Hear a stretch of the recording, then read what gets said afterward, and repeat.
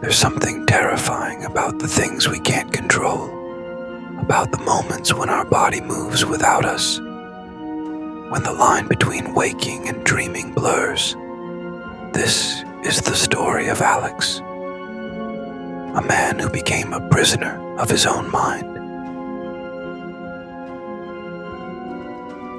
Alex had always been a sleepwalker. His parents told stories of how they'd find him wandering the house at night as a child. It seemed harmless back then, just a strange quirk of his sleeping mind. But as he grew older, the sleepwalking grew darker, more disturbing. He didn't remember any of it. Waking up with bruises, finding objects moved, doors left wide open. These were all just pieces of a puzzle Alex couldn't solve. His nights were full of darkness and his days full of confusion. But recently, something changed. The sleepwalking had started to take over. It wasn't just at night anymore. He felt it in his waking hours too, a sense of disconnection, like something else was sharing his body. He had started finding photos on his phone, photos of him taken in the dead of night, standing, staring, his blank eyes reflecting back from the screen. But he didn't take these photos. He didn't even remember waking up. Determined to understand what was happening, Alex set up a camera. He needed to see for himself, to know what he was doing while he slept.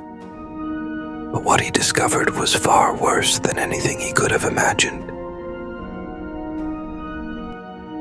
That first night seemed normal at first. He slept soundly for hours, but then, just after midnight, something happened. His body moved, but it wasn't him anymore. His eyes were open, staring, but no one was home. Watching the footage, Alex saw himself moving around the room, picking up objects and putting them down. It seemed harmless, but the way he moved, it wasn't right. His limbs jerked unnaturally, like a puppet on strings. The worst part wasn't the footage. It was what came after. Alex found bruises on his arms, scratches on his neck, but no memory of how they got there. The sleepwalking was becoming violent, and he had no control. He had to know more, so the next night he set up the camera again, hoping it was all just a nightmare he could wake from. But that night, something changed. He didn't just walk, he left. He left the room. The camera couldn't follow him, but he was gone for hours. When he returned, something was different. His clothes were wet, his feet covered in dirt. But he had no memory of leaving the apartment, no memory of what he had done or where he had been. The next morning, he found the front door locked from the inside. The windows bolted shut. There was no way he could have left, yet he had. He knew something was very, very wrong. He needed to know more, so he set up a second camera, hoping to catch where he was going. But that night, he wouldn't sleepwalk. That night, something else would take over. Midnight came, and once again, Alex woke. But this time, he didn't leave. He just sat there, staring.